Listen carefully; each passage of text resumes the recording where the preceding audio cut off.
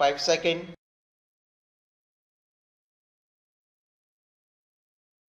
Start. The President's address make mention of the code of discipline and the happy industrial relation which are developing in the country. This code of discipline is a very good thing. But I am sorry to say that the success claimed for it has not come as yet. The employers in the country have not accepted this code of discipline in its spirit. They have not accepted it voluntarily.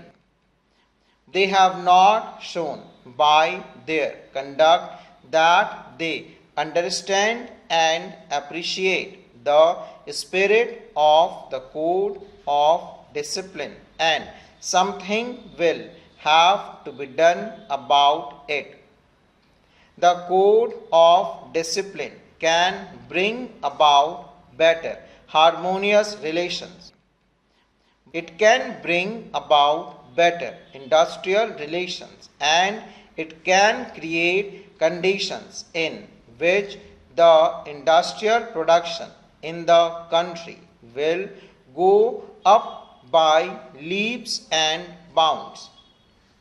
Industrialists in the private sector and some of the bureaucrats in the public sector do not accept this code of discipline, and unless the Ministry of Labor does something drastic about it, unless the Ministry of Labor does something which would make the non-observance of this code on the part of the employers a penal offense, I am afraid the spirit of the code would be defeated.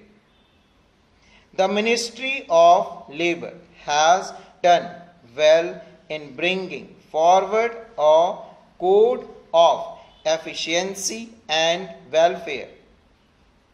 There is as yet not enough agreement on that code even from the labor's point of view. But I am sure efforts to further the acceptance of this code of efficiency and welfare will be continued, and if that is done, it will be a great help to industrial production in the country. In a matter of the bonus commission, sir, the progress made has been disappointing. It was as early as January 2011 that the Honorable Labour Minister announced the appointment of the Commission.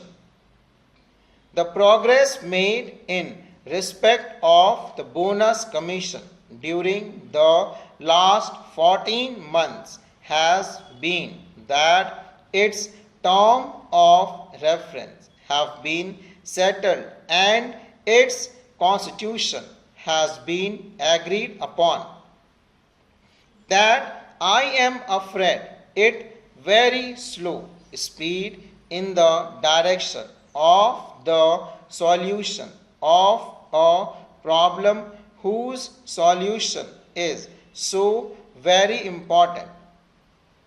The President has correctly mentioned the great objective of securing workers' participation in the management and establishing of joint management councils. But the most important thing is that the gains or the profits should be shared by the toilers. A share of produce of their toil should come back to those who toil. The acceptance of profit sharing is an old thing. It was accepted by those responsible for the industrial truce 14 years back. But we are yet to evolve a satisfactory formula.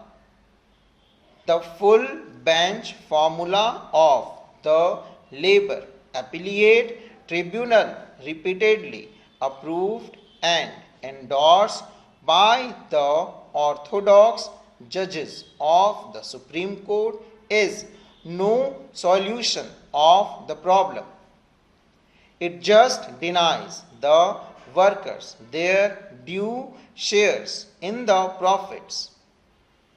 It was because of their peculiar situation that the need of appointment of the bonus commission was accepted by all parties. But what we now find is that it has been taken them 14 months to decide the term of reference of the commission, and I do not know when we can expect its report. The member of the bonus commission should be directed by the government to find an early solution to this important problem. Similarly, I must point out that the delay in the matter of evolving a consolidated scheme of social security for individual workers is a dangerous thing. We have today a number of social security schemes, but none of them looks after the workers in his old age. The government of Uttar Pradesh made a provision that the discharge of workers because of ill health or old age should be treated as retrenchment. But we have now the verdict of the High Court of Allahabad that this cannot be done.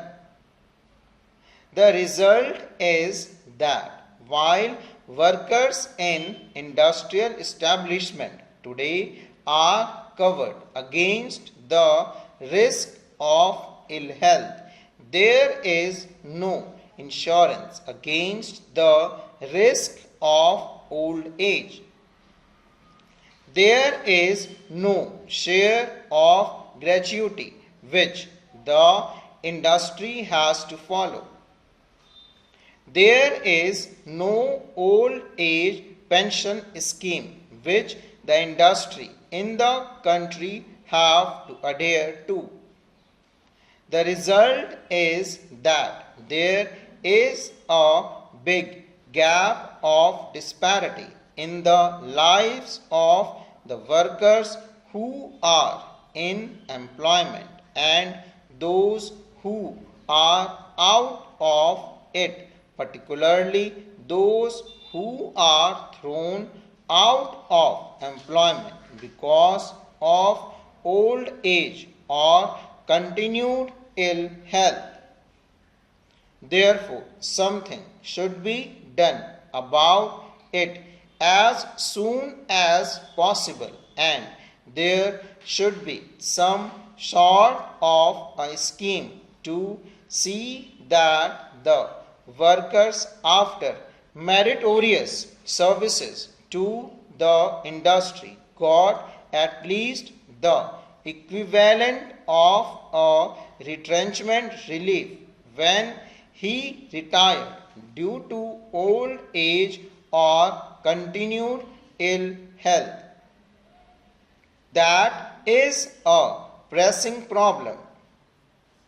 We know that in Kanpur, industrialists have adopted the practice of terminating the employment of workers merely by giving them 12 days notice. The worker is told that he has been found to be unfit, full stop.